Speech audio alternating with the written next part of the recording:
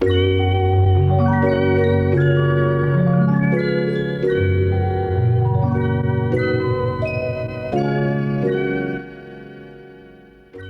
havia una vegada una mare cabra que tenia 7 cabretes i se les estimava molt a totes.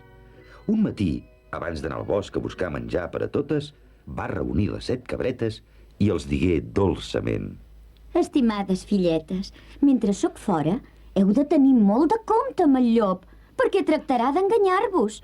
Però el reconeixereu per la seva veu fosca i per les seves grans urpes negres.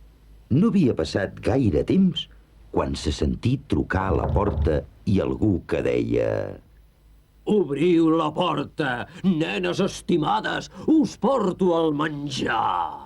Però les cabretes saberen per la veu fosca que era el llop i totes alhora cridaren: Sabem que ets el llop.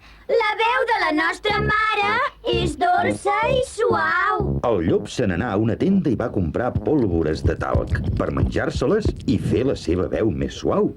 Llavors tornà a la porta de la caseta i va cridar: Soc la vostra mare i tinc una cosa ben bonica per cada una de vosaltres. Però les cabretes veieren les grans urpes a través dels vidres i van contestar: La nostra mare no té aquestes grans urpes negres. Tu ets el llop. Llavors el llop va tornar corrent al poble i digué al forner: M'he ferit les urpes. Podries fregar-me-les amb llevat i empolsinar-me-les amb farina blanca i suau? El forner veié la irada mirada del llop i feu ràpidament allò que li deia. Quan el llop va trucar a la porta per tercera vegada, les cabretes van dir: Ensenya'ns les teves urpes. I quan veieren unes urpes blanques i suaus, obriren la porta. Quina sorpresa se n'emportaren quan el llop va saltar dins la casa. Les 7 cabretes van córrer a amagar-se, però el llop les trobà i se les menjà. Després se n'anà a dormir sota un arbre al jardí. Però la més petita de les cabretes s'havia salvat, amagant-se a dalt, darrere el rellotge. Quan la seva mare va tornar a casa, baixà i li contà el que havia passat a les altres. Totes dues correren al jardí, on encara hi havia el llop sota l'arbre, roncant molt fort. Quan la mare cabra va mirar dins la gran boca oberta del llop, va estar molt contenta de veure una careta somrient. Va treure fora les 6 cabretes, una a una. El llop se les havia empassat a totes senceres, així que cap d'elles no estava ferida.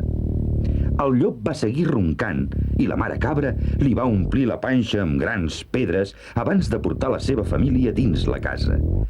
Quan el llop es va despertar i es deixondir, cruixí d'una manera estranya.